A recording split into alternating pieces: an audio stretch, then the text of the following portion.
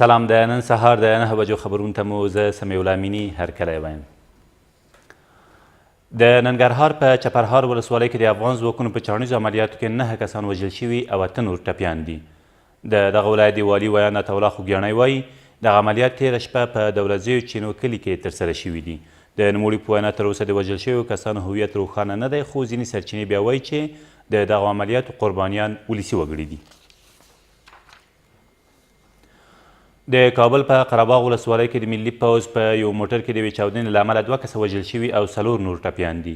د قرهباغ ولسوال محمد عظیم وایي دغه پیښه تېر مازدیګر په باغ عارق سیمه کې هغه مهال رامنځته شوه چې په یاد موټر کې یو ځای پر ځای شوی ماین وچاودېد. د نوموړي په وینا په دې پیښه کې د ملي پوځ یو سرتیری او په سیمه کې یو بل ولاړ ماشوم وژل شوي او د یو بل ماشوم په ګډون د ملي پوځ 4 نور سرتیري ټپیان شوي دي. ولسمشر غني له نړیوالو مرستندویو بنسټونو وغوښتل چې وچکالۍ ځپلو سیمو ته دې له حکومت سره په همغږۍ خپلې مرستې ورسوي.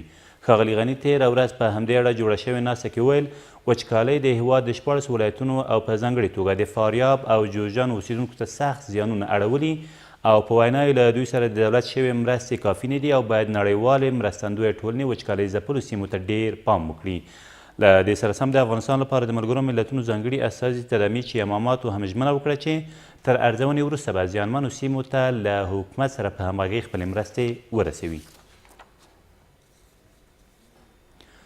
ترکیه له افغانستان سره خپلو هراړخیزو همکاریو ته دوام ورکوي. دغه مطلب په افغانستان کې د ترکي پوځ قماندان جنرال تایر آیدن د ملي والي حکومت له اجرایه رئیس سره په کتنه کې څرګند کړه او زیاته کړه چې افغانستان د دوی دویم کور دی او په دې هیواد کې خدمت کول ورته د ویاړ خبره ده.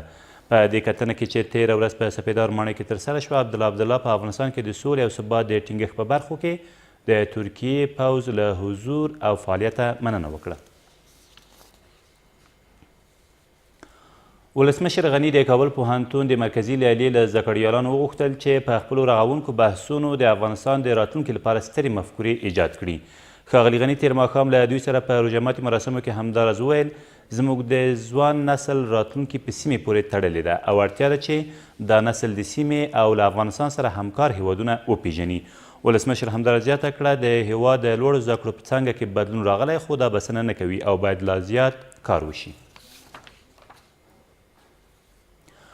د پرېکنده ملاتړ ماموریت ځواکونه د هیواد په لویدیځ کې د افغان ځواکونو د روزنې ترڅنګ له دغو پوځیانو د جګړې په ډګر کې هم ملاتړ کوي.